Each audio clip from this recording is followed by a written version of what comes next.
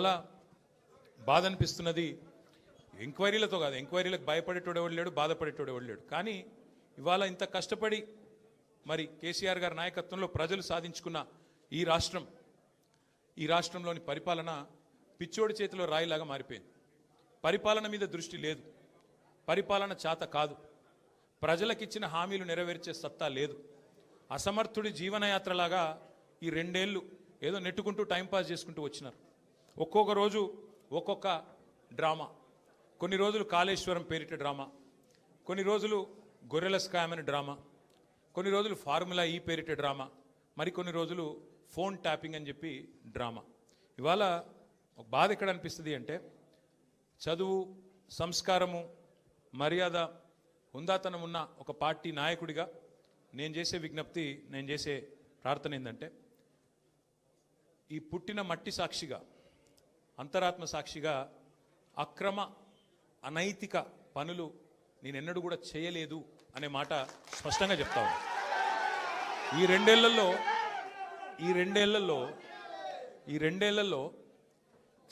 తీవ్రంగా, ఈ 2 ఏళ్లే కాదు, దాదాపు గత 7-8 ఏళ్లుగా తీవ్రమైన క్యారెక్టర్ అసాసినేషన్ ఎఫర్ట్ నా మీద, వ్యక్తిత్వ హననం. అంటే ఒక కుక్కను చంపే ముందు పిచ్చి కుక్కను ముద్రేయాలని ప్రయత్నం చేస్తారు కదా, నేనేదో డ్రగ్స్ తీసుకుంటానని, నాకేదో హీరోయిన్లతో సంబంధాలు ఉన్నాయని, లేని దిక్కుమాలిన వార్తలు రాసి నన్ను క్షోభకు గురి చేయడమే కాకుండా నా కుటుంబ సభ్యుల్ని, నా పిల్లల్ని, నా వాళ్ళు అనుకునే వాళ్ళందరినీ విపరీతమైన క్షోభకు గురి చేశారు. అయినా కూడా ఎన్నడూ బాధపడలేదు, బయటకు వచ్చి వేరే వాళ్ళలాగా దొంగ ఏడుపులు ఏడవలేదు. నేను నిబద్ధతతో పనిచేసిన నాయకుని కాబట్టి ఎవరికి భయపడకుండా 2 ఏళ్లుగా తలవంచకుండా పోరాటం చేస్తూ ఉన్నాను. ఇవాళ నేను ఏదో టెలిఫోన్ ట్యాపింగ్లో ఏదో విచారణ క్రమాన్ని పిలిచారు, బరాబర్ పోతాం, పోయి అడుగుతా. ఏమడుగుతా? ఏం తప్పు చేసింది మా ప్రభుత్వం అని అడుగుతా, ఎక్కడ తప్పు జరిగింది అని అడుగుతా. ఇవాళ వారు సమాధానాలు చెప్పాలి నాకు.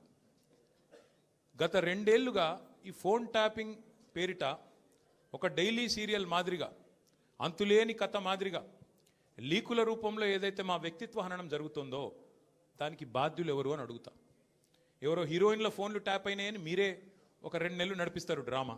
పోలీసు వాళ్ళు, కాంగ్రెస్ పార్టీ వాళ్ళు మీరే లీకులు ఇస్తారు, మీరే రాయిస్తారు, మీరే మళ్ళీ మీదికెళ్ళి మా వ్యక్తిత్వ హననం చేసే ప్రయత్నం చేస్తారు. ఇక వీళ్ళని బెదిరించిందట, వాళ్ళని బెదిరించిందట అని మీరే రాపిస్తారు 2 నెలలు. మళ్ళీ 3వ నెలలో మీరే రాపిస్తారు. ఏ హీరోయిన్ల ఫోన్ ట్యాప్ కాలేదు, ఎవరిది కాలేదు, అంతా బోగస్, ఇన్ని రోజులు మేము చెప్పిందంతా తూచ్ అని చెప్పి మళ్ళీ మీరే రాయిస్తారు. మరి నా పరువుకి, నా ప్రతిష్టకు కలిగిన నష్టానికి ఎవడు బాధ్యుడు? రేవంత్ రెడ్డి బాధ్యుడా? ఈ లీకులు ఇచ్చిన పోలీసు వాళ్ళు బాధ్యులా? రాసిన మీడియా వాళ్ళు బాధ్యులా? నేను అడుగుతా. అట్లా ఇంకో మాట కూడా నేను అడుగుతా. ఇవాళ మీరు ఏ అధికారి అయినా, ఈ రాష్ట్రంలో పోలీస్ అధికారి ఈరోజు రాష్ట్రంలో ఫోన్లు ట్యాప్ జరగడం లేదు అని చెప్తాడా? ముందుకొచ్చి మీ కెమెరా ముందుకొచ్చి చెప్పే ఒక్క పోలీసుడు ఉన్నాడా? డీజీపీ శివధర్ రెడ్డి ముందుకు వస్తాడా? ఐజీ ఇంటెలిజెన్స్ ముందుకు వస్తాడా? కమిషనర్ సజ్జరాన్ ముందుకు వస్తాడా? వాళ్ళకి తెలుసు, పోలీసు వాళ్ళకు, భారతదేశంలో స్వాతంత్రం వచ్చిన తర్వాత ఆనాటి నుంచి ఈనాటి వరకు, నెహ్రూ గారి టైం నుంచి ఈరోజు మోడీ గారి టైం దాకా గూఢాచారి వ్యవస్థలు ఎప్పటికప్పుడు పనిచేస్తూనే ఉంటాయి. గూఢాచారి వ్యవస్థ ఎందుకు పనిచేస్తుంది? పోలీస్ నిఘా వ్యవస్థ ఎందుకు పనిచేస్తుంది? ఎవరన్నా ప్రభుత్వాలను అస్థిరపరిచే కుట్ర చేసినా, దేశంలో శాంతి భద్రతల సమస్య తలెత్తే విధంగా వ్యవహారం చేసినా, లా అండ్ ఆర్డర్ ఇష్యూ వచ్చే విధంగా ఏమైనా అపభ్రష్టపు పనులు చేసినా వాటిని నిరోధించడానికి డెఫినెట్గా పోలీస్ వ్యవస్థ తన పని తాను చేసుకుంటూ పోతుంది. 2015లో మన తెలంగాణ రాష్ట్రం ఏర్పడ్డ తొలినాళ్లలో మా ఎమ్మెల్యే గారిని ఒకరిని కొనడానికి ఒక దొంగ 50 లక్షల రూపాయల బ్యాగ్తో వచ్చి దొరికిండు. దొరికిన తర్వాత ఆ దొంగ మీద ఏమైనా నిఘా పెట్టిండ్రేమో పోలీసులు, మాకేం తెలుసు, మాకేం సంబంధం?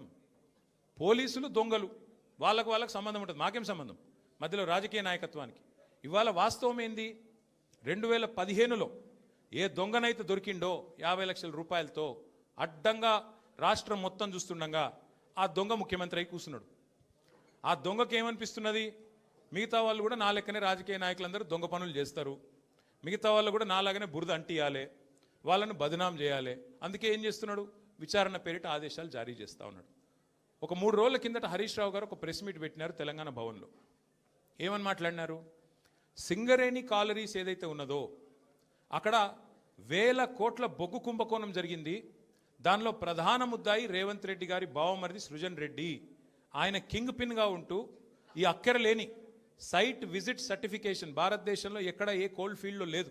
అదొక కండిషన్ పెట్టి, ఒక నిబంధన పెట్టి, కాంట్రాక్టర్లను రింగు చేసి బెదిరించి ఫోన్ ద్వారా నేరుగా మాట్లాడి, నేను ముఖ్యమంత్రి బావమరిదిని మాట్లాడుతున్నా, మీరు టెండర్ వేయొద్దు, మీరు వేస్తా అని చెప్తే నేను సర్టిఫికెట్ ఇయనియా సింగరేణి నుంచి అని బెదిరిస్తున్నాడు.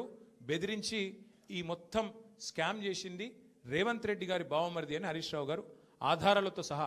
ఎట్లా మా గవర్నమెంట్లో మైనస్ టెండర్లు పోతుండే, ఎట్లా కాంగ్రెస్ రాగానే ఈ నిబంధన పెట్టడం వల్ల +22% +14% టెండర్లు ఎట్లా పోతున్నాయి, ప్రజాధనం ఎట్లా కొల్లగొడుతున్నారు, సింగరేణితో ముఖ్యమంత్రి గారు ఎట్లా ఫుట్బాల్ ఆడుతున్నారు, సింగరేణి సంస్థని తన కామధేనువుగా ఎట్లా మార్చుకున్నారు, ఇవన్నీ వివరంగా చెప్పినారు. ఉదయం చెప్పంగానే సాయంత్రం వరకు మేము ఎదురు చూస్తూ ఉన్నాం. ఎవరన్నా ఒక మంత్రి, ఎవరన్నా ఒక బాధ్యుడు స్పందిస్తాడేమో. పోనీ కేంద్ర బొగ్గు శాఖ మంత్రి మన రాష్ట్రం నుంచే ఉన్నాడు కిషన్ రెడ్డి గారు, వారి ప్రభుత్వానికి కూడా సింగరేణిలో 49% వాటా ఉంది. కనీసం ఆయనన్నా, మరి కేంద్ర బొగ్గు మంత్రి కాబట్టి ఆయనన్నా స్పందిస్తాడేమో, ఈ దొంగలను పట్టుకుంటాడేమో. మోడీ గారు ఊకు అంటుంటారు కాంగ్రెస్ అంటేనే స్కామ్ గ్రేస్ అని, మరి మోడీ గారి ప్రభుత్వం ఏమైనా స్పందిస్తుందేమో అని చూసినాం. కానీ సాయంత్రం వరకు ఏం చేస్తారు, హరీష్ రావు గారికి సిట్ నోటీస్. అది అయిపోయింది, అదో డ్రామా ఒక రోజంతా నడిపిండ్రు. హరీష్ రావు గారు లోపల పోయినరు, ఉల్టా క్వశ్చన్లు వాళ్ళనే అడిగిండు, వాళ్ళకి ఏం చెప్పాలన్నా తెలియలేదు, నీళ్ళు నమిలిండ్రు, అయిపోయింది. ఇప్పుడు మళ్ళా ఇక డైలీ సీరియల్, అదే సీరియల్ ఉంటుంది కార్తీక దీపం అని, మనసు మమత, ఆ టైప్లో మళ్ళీ ఈరోజు నాకు, రేపు ఎల్లుండి ఇంకొకరికి. ఇది ఒక టైంపాస్ ప్రోగ్రాం తప్ప ఇలా అయ్యేది ఏమీ లేదు, వచ్చేది ఏమీ లేదు. మా సోదరులు